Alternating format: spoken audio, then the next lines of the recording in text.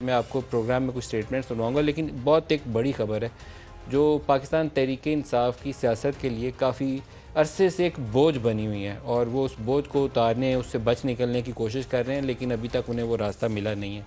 Akbar S Babar आज से 7 साल पहले एक पिटीशन लेकर, वो इन्हीं के सेक्रेटरी फाइनेंस थे, इलेक्शन कमीशन ऑफ पाकिस्तान के पास गए थे और उन्होंने इल्ज़ाम आयद किया था कि पाकिस्तान तहरीक-ए-इंसाफ ने ममनुआ ज़राए से गैर ममालिक से, अमेरिका से फ़ंडिंग हासिल की या दूसरे ममालिक से ऐसी फ़ंडिंग हासिल की जो पाकिस्तानी कवानीन के मुताबिक जायज़ नहीं है। किसी ऐसे अदारे से लेना या फ़ॉरेन नेशनल से लेना, कोई अमेरिकन नेशनल हो, जूश नेशनल हो या इंडियन नेशनल हो, तो वो उसकी इजाज़त नहीं है।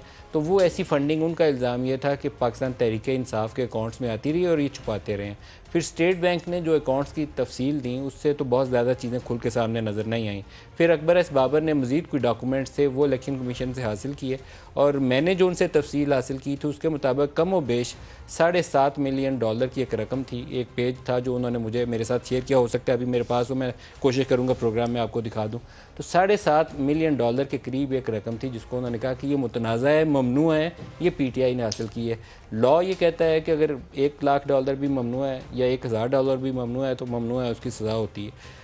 पाकिस्तान तहरीक-ए-इंसाफ इस मसले को 7 साल से इलेक्शन कमीशन में आगे पीछे करती रही है। अब वो गए थे इस्लामाबाद हाई कोर्ट में। ये सबसे जो बड़ी खबर है और ख़तरनाक खबर है, पाकिस्तान तहरीक-ए-इंसाफ के लिए परेशानी का बायस हो सकती है। इलेक्शन कमीशन वाले मामले में पाकिस्तान तहरीक-ए-इंसाफ ख़ुद पटिशनर बनकर इस्लामाबाद हाई कोर्ट में गई कि इस्लामाबाद हाई कोर्ट ऑर्डर करे इलेक्शन कमीशन ऑफ पाकिस्तान को कि वो अकबर एस बाबर को मज़ीद ये डॉक्यूमेंट्स की तफसील और ये चीज़ें जो उसके साथ शेयर ना करे, रोक दे उसको।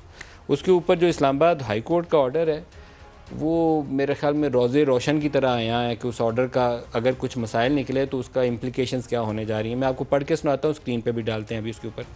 इस्लामाबाद हाई कोर्ट ने कहा कि फ़ॉरेन फंडिंग केस का फैसला 30 रोज़ से करें। 7 साल से पेंडिंग है या 8 साल से, 30 रोज़ में करें।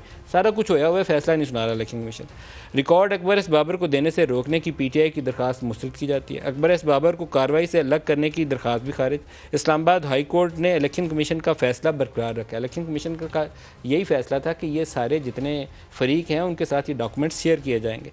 आइन के मुताबिक इलेक्शन कमीशन को इस हवाले से मुकम्मल इख्तियार है कि ममनुआ फंडिंग की छानबीन करे।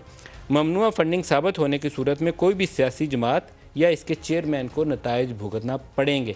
ये आप बड़ा सा करके इसको लिख के अपने पास रख लीजिए। इलेक्शन कमीशन को ये ऑर्डर किया है इस्लामाबाद हाई कोर्ट ने कि ममनुआ फंडिंग साबित होने की सूरत में, ज़बानी इल्ज़ाम के ऊपर नहीं, साबित होने की सूरत में किसी भी सियासी जमात, ये पाकिस्तान तहरीक-ए-इंसाफ है इस शक्ल में, और इसके चेयरमैन जो इमरान खान है, उनको नताइज भुगतना पड़ेंगे। फेस द म्यूज़िक, ये उसके अंदर पटिशन ऑर्डर के अंदर अल्फाज लिखे हुए हैं।